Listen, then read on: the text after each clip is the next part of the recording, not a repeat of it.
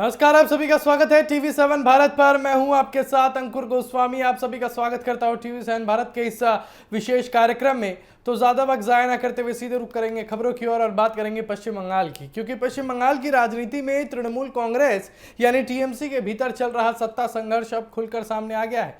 Party के बागी गुट ने बड़ा दावा करते हुए कहा कि वो असली टीएमसी है और उसके पास अधिकांश विधायकों का समर्थन मौजूद है और इस पूरे घटनाक्रम ने राज्य की राजनीति में हलचल मचा दी है और पार्टी के भविष्य को लेकर नए सवाल खड़े कर दिए हैं।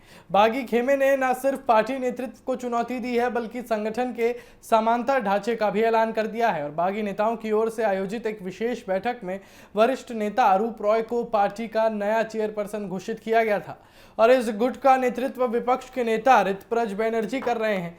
बागी खेमे का कहना है कि पार्टी के संविधान के अनुसार यह फैसला लिया गया है और इसकी जानकारी चुनाव आयोग को भी दी जाएगी। उन्होंने दावा किया कि पार्टी के कई विधायक, पार्षद और संगठन के पदाधिकारी उनके साथ हैं और इतना ही नहीं, उन्होंने खुद को टीएमसी का वास्तविक प्रतिनिधि बताते हुए कहा कि असली पार्टी कौन है इस पर कोई संदेह नहीं है। और दूसरी तरफ ममता बनर्जी हैं, वो अपनी पूरी ताकत के साथ जवाबी कार्रवाई में जुट गई हैं। पार्टी में बढ़ते विद्रोह के बीच ममता बनर्जी ने नई राष्ट्रीय कार्य समिति का गठन किया है और चुनाव आयोग को पदाधिकारियों की नई सूची भेजी है और इस सूची में साफ तौर पर यह संदेश दिया गया कि पार्टी की राष्ट्रीय अध्यक्ष अब भी ममता बनर्जी ही हैं और पार्टी नेतृत्व का कहना है कि बागी नेताओं की गतिविधियां संगठन विरोधी हैं और उन्हें किसी भी तरह से आधिकारिक मान्यता नहीं दी जा सकती। हालात तब और ज्यादा गंभीर हो गए जब ममता बनर्जी के नेतृत्व वाले गुट ने कई बागी नेताओं के खिलाफ अनुशासनात्मक कार्रवाई करते हुए उन्हें पार्टी से निष्कासित करने का फैसला किया और इस कदम को संगठन पर नियंत्रण बनाए रखने की कोशिश के रूप में देखा जा रहा है। राजनीतिक विश्लेषकों का मानना है कि विधानसभा चुनाव में हार के बाद टीएमसी के भीतर असंतोष लगातार बढ़ गया है और अब वो खुले विद्रोह के रूप में सामने आ रहा है और इसी बीच विपक्षी दल भी टीएमसी के अंदरूनी संकट पर नजर बनाए हुए हैं। भाजपा नेताओं ने इस घटनाक्रम को उसको लेकर तृणमूल कांग्रेस पर निशाना साधा है और कहा है कि पार्टी के भीतर गंभीर नेतृत्व संकट से गुजरती जा रही है और मुश्किलें साफ तौर पर दिखाई दे रही है। हालांकि असली लड़ाई अब चुनाव आयोग और संगठनात्मक वैधता को लेकर हो सकती है। दोनों गुट खुद को असली टीएमसी साबित करने की कोशिश में जुटे हैं और आने वाले दिनों में देखना दिलचस्प होगा कि पार्टी का चुनाव चिन्ह, संगठन और राजनीतिक विरासत आखिर किसके हाथ में जाती है। फिलहाल इतना तय है कि पश्चिम बंगाल की राजनीति में टीएमसी का यह संकट एक ऐसे बड़े राजनीतिक मोड़ का संकेत दे रहा है। तो चलिए उसी के बाद बात करते हैं भरत तिवारी मामले की। भोजपुर के चर्चित भरत तिवारी एनकाउंटर मामले में बिहार सरकार ने बड़ा कदम उठाते हुए पुलिस अधिकारियों के खिलाफ सख्त कार्रवाई शुरू कर दी है और इस मामले ने राज्य की राजनीति से लेकर प्रशासनिक गलियारों तक हलचल मचा दी है। एनकाउंटर को लेकर लगातार उठ रहे सवालों और बढ़ते जनदबाव के बीच मुख्यमंत्री सम्राट चौधरी ने पहले न्यायिक जांच के आदेश दिए थे और अब मामले में पुलिस अधिकारियों पर भी कार्रवाई की प्रक्रिया तेज हो गई है। दरअसल 17 जून को भोजपुर जिले में हुए पुलिस एनकाउंटर में भरत तिवारी की मौत हो गई थी। पुलिस ने उस समय इसे अपराधियों के खिलाफ कार्रवाई बताया था, लेकिन घटना के बाद मृतक के परिवार और स्थानीय लोगों ने इसे फर्जी एनकाउंटर करार दिया। मामला तूल पकड़ता गया और विपक्षी दलों के साथ साथ सामाजिक संगठनों ने भी निष्पक्ष जांच की मांग शुरू कर दी और बढ़ते विवाद को देखते हुए सरकार पर लगातार दबाव बढ़ रहा था। मामले में नया मोड़ तब आया जब भरत तिवारी की मां की शिकायत के आधार पर एसडीपीओ, थाना प्रभारी और अन्य पुलिसकर्मियों समेत कुल 5 अधिकारियों के खिलाफ हत्या की एफआईआर दर्ज की गई।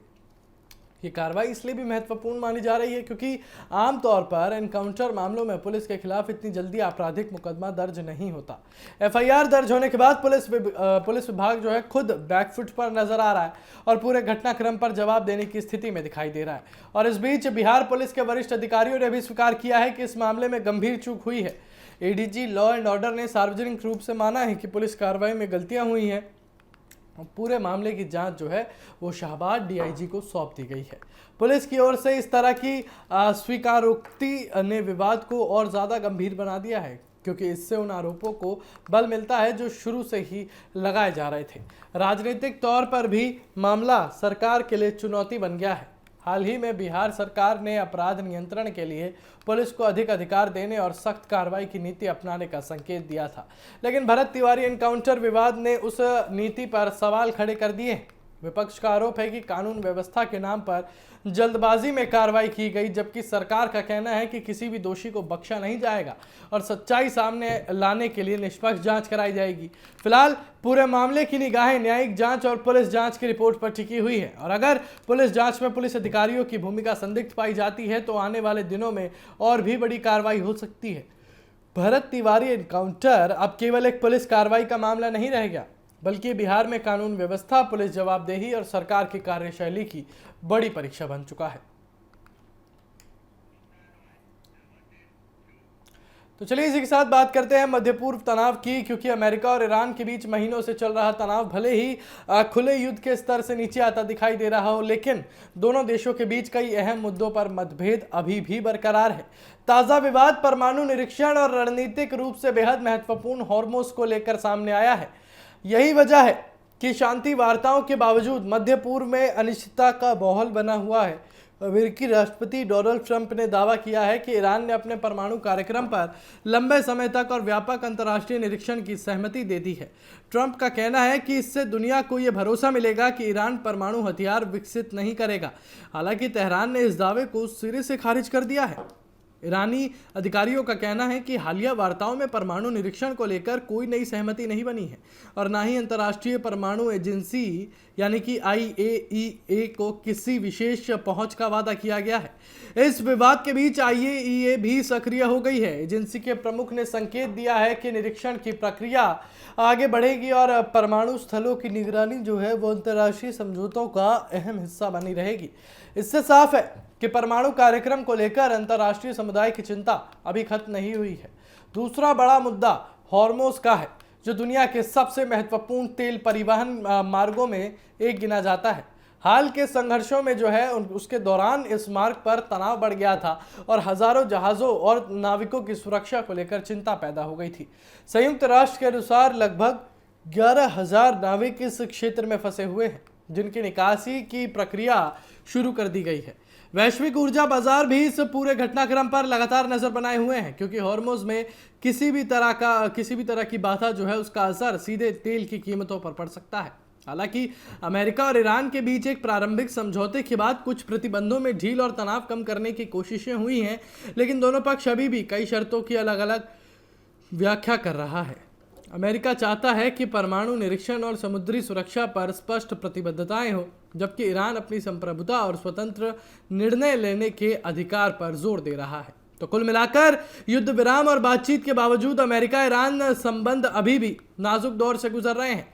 परमाणु निरीक्षण, प्रतिबंधों में राहत और फ्रीज की गई संपत्तियों का उपयोग, हॉर्मोज की सुरक्षा जैसे मुद्दे आने वाले दिनों में दोनों देशों के रिश्ते की दिशा तय करेंगे।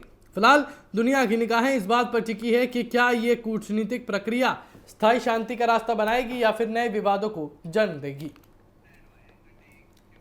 तो चलिए इसी के साथ बढ़ते हैं आगे और बात करते हैं लखनऊ की, क्योंकि लखनऊ के अलीगंज इलाके में इस दर्दनाक अग्निकांड ने पूरे उत्तर प्रदेश को झकझोर कर रख दिया है। इस हादसे में 15 लोगों की जानें चली गई, जिनमें बड़ी संख्या में छात्र और युवा पेशेवर जो थे वो शामिल थे। और अब इस मामले की जांच में कई चौंकाने वाले खुलासे सामने आए हैं। उस सबसे बड़ा खुलासा ये है कि जांच में लखनऊ विकास प्राधिकरण यानी कि LDA के 18 अधिकारी और इंजीनियर दोषी पाए गए हैं। इन अधिकारियों पर अवैध निर्माण, नियमों की अनदेखी और निगरानी में गंभीर लापरवाही के आरोप लगे हैं। जांच रिपोर्ट के मुताबिक यहां पर काफ़ी ज़्यादा अनियमितताएं देखी गई। जिस 3 मंजिला इमारत में आग लगी थी उसका नक्शा मूल रूप से आवासीय उपयोग के लिए पास किया गया था, लेकिन समय के साथ वहां व्यावसायिक गतिविधियां शुरू हो गई। यानी घर का नक्शा था, इसलिए मंजूरी मिली थी, लेकिन बना क्या वहां पर? रुपया कमाने की फैक्ट्री। इमारत में कोचिंग सेंटर बना, गेमिंग जोन बना, कमर्शियल गतिविधियां संचालित की गई। हैरानी की बात तो ये रही कि इसकी जानकारी होने के बावजूद कोई प्रभावी कार्रवाई जो है वो नहीं की गई। जांच में पाया गया कि अलग अलग स्तर पर तैनात अधिकारियों ने निगरानी और नियमों के पालन को सुनिश्चित करने में गंभीर लापरवाही बरती है। रिपोर्ट में यह भी सामने आया कि साल 2016 में इस इमारत के खिलाफ अवैध निर्माण को लेकर ध्वस्तीकरण आदेश जारी किया गया था, लेकिन बाद में उसे निरस्त कर दिया गया। इसके बाद वर्षों तक भवन का इस्तेमाल नियमों के विपरीत होता रहा और अगर उस समय कार्रवाई की जाती तो शायद यह हादसा टल सकता था। उस समय यह कार्रवाई की जाती तो शायद उन छात्रों की और उन मासूम युवाओं की जानें बच सकती थी। और इसी वजह से अब पुराने फैसलों और अधिकारियों की भूमिका भी जांच के दायरे में आ गई है। हादसे के दौरान इमारत एक तरह से डेथ ट्रैप साबित हुआ। बिल्डिंग में आने जाने के लिए केवल एक ही रास्ता था। धुआं बाहर निकालने की समुचित व्यवस्था नहीं थी और कोई वैकल्पिक इमरजेंसी एग्जिट भी मौजूद नहीं था। आग लगने के बाद ही कुछ ही मिनटों बाद पूरा भवन धुएं से भर गया और बिजली की वायरिंग, एयर कंडीशनर यूनिट और अन्य उपकरण भी सुरक्षा मानकों के अनुरूप नहीं लगाए गए थे। हालात इतने खराब थे कि बचाव दल को अंदर फंसे लोगों तक पहुंचने के लिए दीवार तोड़नी पड़ी और जांच में माना गया कि इन खामियों के कारण अधिकांश लोगों की मौत दम घुटने से हुई है। घटना के बाद मुख्यमंत्री योगी आदित्यनाथ ने 2 सदस्यीय एसआईटी का गठन कर जांच के आदेश दिए थे। सरकार ने प्रारंभिक कार्रवाई करते हुए कई अधिकारियों को निलंबित किया और मामले में गिरफ्तारियां भी हुई हैं। तो दूसरी ओर एलडीए ने भवन मालिक को नया ध्वस्तीकरण नोटिस जारी कर दिया है और दोषी अधिकारियों के खिलाफ कार्रवाई की संस्तुति शासन को भेज दी गई है। यह हादसा केवल एक आग की घटना नहीं, बल्कि प्रशासनिक लापरवाही, अवैध निर्माण और सुरक्षा नियमों की अनदेखी का बड़ा उदाहरण बनकर सामने आया है। अब सबकी नजर इस बात पर है कि जांच के बाद दोषियों के खिलाफ कितनी सख्त कार्रवाई होती है और क्या भविष्य में ऐसी त्रासदियों को रोकने के लिए व्यवस्था में जो है वास्तविक सुधार किए जाते हैं।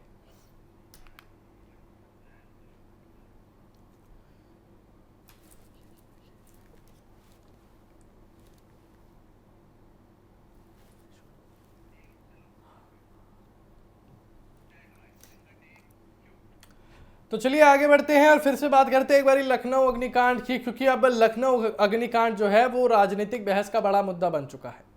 टीवी 7 भारत से खास बातचीत में उत्तर प्रदेश सरकार के मंत्री संजय निषाद ने लखनऊ अग्निकांड को लेकर बड़ा बयान दिया था। उन्होंने कहा कि इस हादसे की जड़ें पिछली सरकारों की नीतियों और कार्यशैली में है। संजय निषाद के मुताबिक जिन अधिकारियों और कर्मचारियों पर आज सवाल उठ रहे हैं वो लंबे समय से सिस्टम का हिस्सा रहे हैं और पिछली सरकारों के दौरान उन पर लगातार दबाव बनाया गया था। उन्होंने कहा कि ये जो अग्निकांड हुआ है उसकी वजह कहीं ना कहीं पिछली सरकारों की लापरवाही है और अगर उन लोगों को पहले ही सही तरीके से काम करने दिया गया होता तो शायद ऐसी स्थिति पैदा नहीं होती। ऐसे में हम उनकी निष्ठा पर सीधा सवाल कैसे खड़ा कर सकते हैं।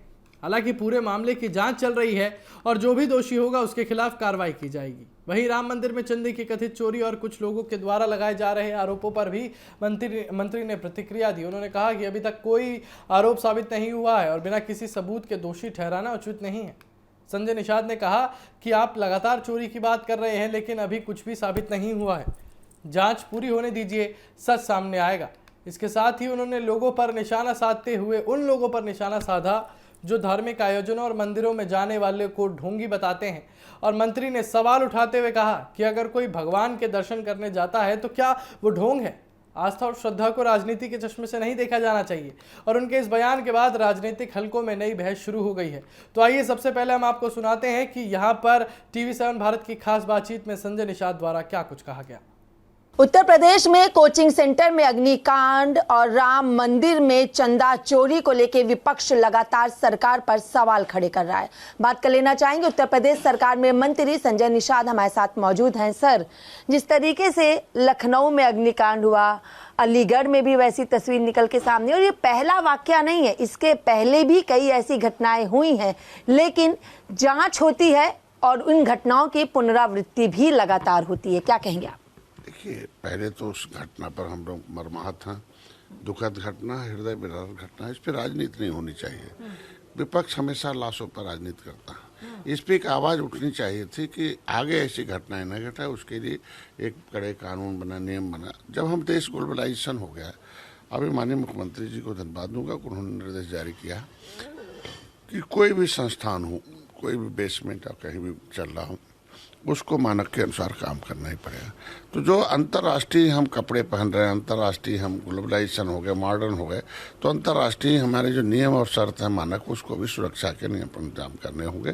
और हमको लगता है ये जो आप कह रही हैं, विपक्ष का जो सवाल है उस पर जो अभी तक सूत्रों से जो पता चला कि जब विपक्ष की सरकार थी तो उस बिल्डिंग को डिमोलिशन का ऑर्डर किया था, और बाद में उसने कुछ भी अपने पत्र जमा करके फिर से उसको इशू करा ली कि नहीं अब नहीं गिरेगा। फिर इन्होंने उसको क्लीन चिट दे दी।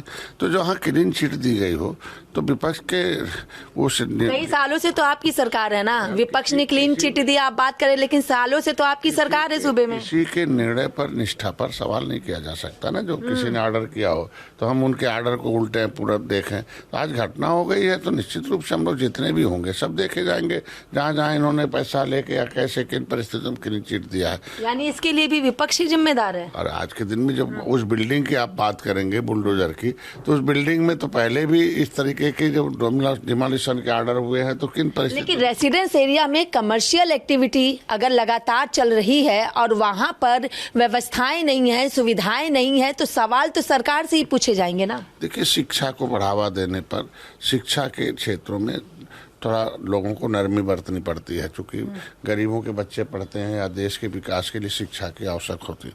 व्यवसाय अलग है, लेकिन वहाँ शिक्षा से जुड़ा हुआ मामला था, इसलिए जहाँ शिक्षा होता है वहाँ थोड़ा सा सरकार को कि शिक्षा पर कैसे रोक लगाई जा सकती है, कैसे रोका। मंत्री जी, आप विपक्ष को कहें, विपक्ष आप पे कहे, लेकिन सवाल तो है ना, उन परिवारों का क्या, उन परिजनों का क्या जिन्होंने अपनी संतान को खो दिया? क्या वो चीजें लौट के आ सकती है? मुआवजा राशि, अनुग्रह राशि देने का ऐलान तो हो गया, लेकिन क्या ये राशि लोगों के जीवन से बड़ी? और लापरवाही किसकी और खामियाजा किसको भुगतना पड़ा? अब जो भी है जांच के आदेश देते, जो भी उसमें दोषी हैं उनके खिलाफ शुरू हो गया। हमको लगता है कि ढेर सारे जेई, ढेर सारे अधिकारी कर्मचारी उसमें सस्पेंड है। आगे भी है कि जो भी उसमें और भी पाए जाएंगे उनको भी किया जाएगा। हमको लगता है कि आगे ऐसी घटनाएं न हो, इस पर बहस होना चाहिए। और हमको लगता है हर इसको सदन में ला के कानून बनाकर अंतर्राष्ट्रीय जो मानक है उसके अनुसार देश को चलाना चाहिए, और लोगों के विकास के क्रम में भी अंतर्राष्ट्रीय मानक लाना चाहिए। और सुरक्षा के हर इंतजाम तो अंतर्राष्ट्रीय मानक के ऑटोमेटिक प्राप्त। ये इलेक्ट्रॉनिक लॉक बिक रहे हैं, तो इलेक्ट्रॉनिक लॉक बेचने जब आग लग रही तो खुल नहीं रहा, इसका मतलब क्या हुआ, किन परिस्थितियों के लिए भाई? तो ये हर क्षेत्रों में मानक चलना चाहिए। लेकिन अब जो मानक पे खड़े नहीं उतर रहे उनको सील किया जा रहा, उन संस्थानों को बंद किया जा रहा। ये एक्शन तब क्यों नहीं हुआ जब घटना नहीं घटी? घटना घटने के बाद कार्रवाई, उस वक्त कहाँ थी सरकारें, कहाँ था विपक्ष, कहाँ थे लोग?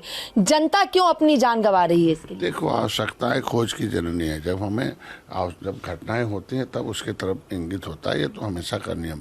आज के बिना घटना घटे हर आदमी को परेशान करना, तो ये इस तरीके जब कुछ पकड़े जाते हैं, डूकना होता तभी होता है। हमको चाहे विपक्ष रहा हो सरकार में, उनके समय भी ऐसी घटनाएं होती रही हैं, इस समय भी हुई गई है। तो हमको लगता है आगे घटना ना घटे, इसके लिए हम लोग काम करना चाहिए। अग्निकांड हो या फिर राम मंदिर में चंदा चोरी की बात कही जाए, 27 के चुनाव में कितना फर्क इसका पड़ने वाला है आपकी सरकार पर? देखिए, जो आपने चंदा चोरी की बात की है उसमें अभी एसआईटी ने अपना रिपोर्ट सार्वजनिक नहीं की है। जब तक उसको सार्वजनिक न किया तो उसमें माननीय मुख्यमंत्री ने निर्देश दे दिए कि भाई 15 दिन हमें समय दीजिए, 15 दिन के बाद हम जो भी इसमें दोषी होगा उसके खिलाफ कार्रवाई होगी। चाहे गिरफ्तारी तो हुई है ना, कैश बरामद तो हुए है ना, आरोप किसका होगा वो तो बात का विषय है, लेकिन चीजें तो बरामद हो रही है ना। मैं कह रहा हूँ कि सिस्टम में सभी को आप किसी भी सिस्टम में सभी की निष्ठा पर, सभी की ईमानदारी और अनुभव पर आप सवाल नहीं उठा कर सकते। जो उसमें दोषी होगा निश्चित उस पर कार्रवाई होगी। और आगे ऐसी घटनाएं न हो उसके लिए चर्च को भी, मस्जिद को भी, गुरुद्वारे को भी और सारे मंदिरों को लाकर एक सिस्टम बनना चाहिए कि आगे इस तरीके से कोई चोरी न कर पाए। एक अंतिम सवाल, सूबे के मुख्यमंत्री ने जब कहा कि राम मंदिर की बात वो ना करें जो कभी दर्शन करने के लिए नहीं गए, लेकिन सपा साफ तौर पर कह रही है कि हम आस्था विश्वास रखते हैं, ढोंग नहीं करते हैं। तब समझ सकते हो कि जो अब मंदिर में जाना ढोंग अगर है, दर्शन करना ढोंग है, तो आखिर क्या किस चीज का दर्शन करते हैं भाई आज के दिन में? कम से कम वहाँ न जाए तो कृष्ण का दर्शन तो कराने का सेहतवंशी है। अपने जैसे मैं लड़ाई लड़ रहा हूँ निषाद राज के किले की कि भाई वहाँ कम से कम निषाद राज का किला भव्य बन जाए। 56 फुट की मूर्ति लग गई, खुदाई में सब कुछ पता चला, तो हम तो उसकी दावेदारी है कि वहाँ से मस्जिद हट जानी चाहिए। ये निषाद राज के वंशजों का किला उन्हें मिल जाना चाहिए। तो कम से कम वेदवंशी हैं तो अपने वंशजों के सब हिफाजत के लिए कहते हैं history the mother of politics, movement is the father of politics. इतिहास राजनीति की जननी है, माँ है। तो आज के दिन में कम से कम उनको कृष्ण जन्मभूमि पर आगे आना चाहिए और बातचीत करके उसको मुक्त कराना चाहिए और उसको ढोंग और उससे नहीं। 27 के चुनाव में फर्क पड़ने वाला है? कि नहीं? देखिए, जनता को विकास चाहिए और जनता को सम्मान और सुरक्षा चाहिए और जनता को कि आज के दिन में आने वाली पीढ़ी के बेहतर इंतजाम चाहिए। उसे सम्मान, सुरक्षा, समृद्धि, समानता, स्वावलंबन चाहिए और जो हमारी सरकार कर रही है, इसीलिए हर क्षेत्रों में भारतीय जनता पार्टी की जीत हो रही है। चलिए, बहुत बहुत शुक्रिया। ये थे हमारे साथ उत्तर प्रदेश सरकार में मंत्री संजय निषाद। लेकिन 27 का चुनाव बताएगा कि जनता को विकास चाहिए या वाकई में परिवर्तन चाहिए। वीडियो जर्नलिस्ट सौरभ के साथ मैं कंचन अरोड़ा, TV7 भारत, दिल्ली। तो चलिए, फिलहाल मेरे साथ बस इतना ही। खबरों का सिलसिला यूं ही जारी रहेगा। बने रहिए TV7 भारत के साथ। नमस्कार।